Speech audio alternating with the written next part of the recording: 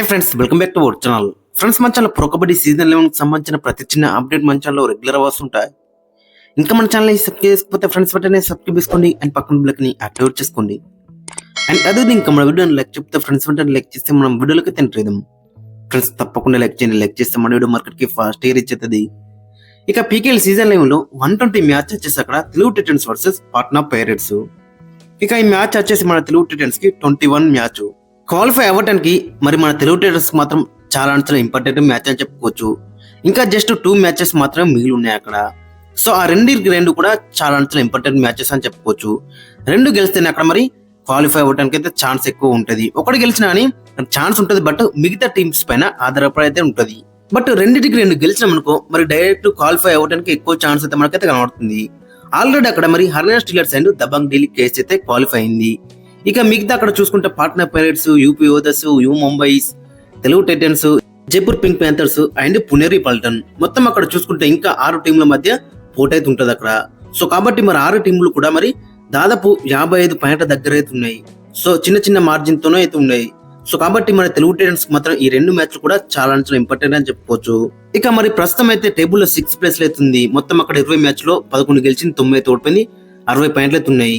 ఇక మరోవైపు పాట్నా పైరేట్స్ అయితే 3rd ప్లేస్ లో అవుతుంది. 19 మ్యాచ్ లో 12 గెలిచి 6 అయితే ఓడిపోయి ఒక మ్యాచ్ డ్రా చేసుకున్నారు, 68 పాయింట్లు అయితే ఉన్నాయి. ఆల్మోస్ట్ పాట్నా పైరేట్స్ అయితే క్వాలిఫై అయిందని చెప్పుకోవచ్చు.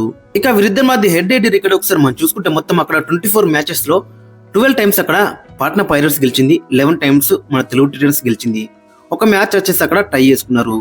సో హెడ్ పరంగా చూసుకుంటే మరి ఈక్వల్ గా ఉన్నారని చెప్పుకోవచ్చు. అండ్ ఈ సీజన్ లో మరి వీళ్ళిద్దరి మధ్య జరిగిన మ్యాచ్ లో మన తెలుగు టైటన్స్ గెలిచింది. సో కాబట్టి మరి ఈ మ్యాచ్ లో కూడా గెలిస్తే మాత్రం చాలా బెటర్ అయితే ఉంటుంది. ఇక టీమ్ విషయానికి మనం ఫస్ట్ పాట్నా పైరేట్స్ టీం చూసుకున్నాం. మరి పాట్నా పైరేట్స్ మాత్రం చాలా స్ట్రాంగ్ ఉందని చెప్పుకోవచ్చు. అటు డిఫెన్స్ తో పాటు అఫెన్స్ లో కూడా చాలా స్ట్రాంగ్ గా మనకైతే కనబడుతుంది. అక్కడ రైడింగ్ డిపార్ట్మెంట్ లో దేవంక్ అండ్ అయ్యను చాలా బెటర్ రాణిస్తున్నారు. ఒకరు లెఫ్ట్ రైడర్ అండ్ ఒకరు రైట్ రైడర్. దేవంక్ ఇప్పటి వరకు ఈ సీజన్ లో 244 పాయింట్లతో అయితే లీడ్ లో ఉన్నాడు అక్కడ. ఇక అయ్యన్ కూడా 149 పాయింట్లు అయితే తీసుకొచ్చిండు రైట్ పాయింట్స్.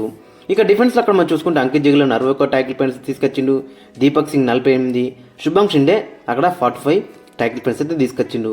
సో ఓవరాల్ చూసుకుంటే చాలా స్ట్రాంగ్ గా మనకైతే కనబడుతుంది. అటు అఫెన్స్ తో పాటు డిఫెన్స్ లో కూడా చాలా స్ట్రాంగ్ అయితే మనకైతే కనబడుతుంది.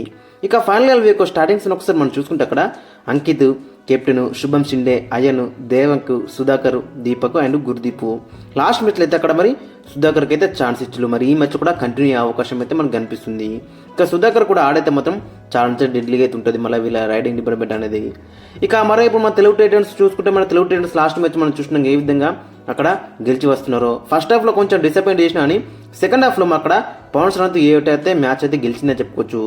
అండ్ అక్కడ చూసుకుంటే మరి వీరిద్దరి మధ్య జరిగిన మొదటి మ్యాచ్లో ఈ సీజన్లో మన తెలుగు టైటన్స్ గెలిచింది.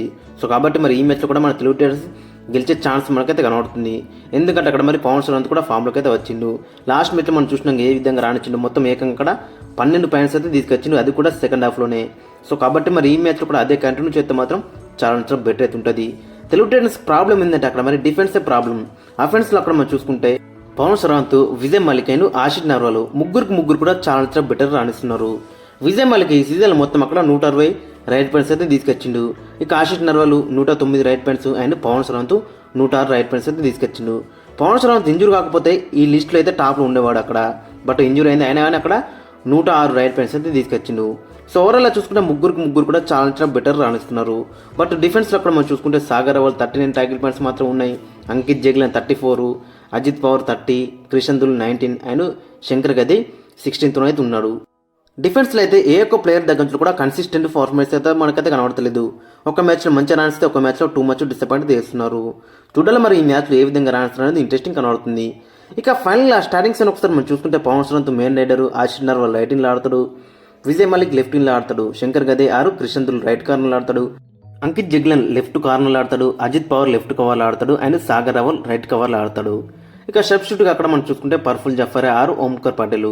సో ఓవరాల్ చూసుకుంటే మరి కాంబినేషన్ మొత్తం చాలా బెటర్ రాణిస్తున్నాం అని అక్కడ డిఫెన్స్ మాత్రం చాలా ఇబ్బంది అయితే పెడుతుంది గత 4-5 మ్యాచ్ల నుంచి. సో కాబట్టి మరి ఈ మ్యాచ్లో డిఫెన్స్ ఏ విధంగా రాణిస్తున్నది ఇంట్రెస్టింగ్ కనబడుతుంది. మరోవైపు అక్కడ దేవంక్ అండ్ అయన్ మాత్రం చాలా మంచి ఫామ్ ఉన్నారు. మరి వీళ్ళిద్దరికి ఎగెనిస్ట్గా మన డిఫెండర్స్ ఏ విధంగా రాణిస్తున్నది ఇంట్రెస్టింగ్ కనబడుతుంది. ఫ్రెండ్స్ మరి మీ యొక్క ఒపీనియన్ అయితే కింద కామెంట్స్లో అయితే మెన్షన్ చేయండి. అండ్ మీ యొక్క స్టార్టింగ్ 7 కూడా కింద కామెంట్స్లో అయితే మెన్షన్ చేయండి. మరి తెలుగు టైటల్స్ గెలుతుందా లేదంటే పాట్నా పైరేట్స్ గెలుతుందా అనేది కూడా కింద కామెంట్స్లో అయితే మెన్షన్ చేయండి.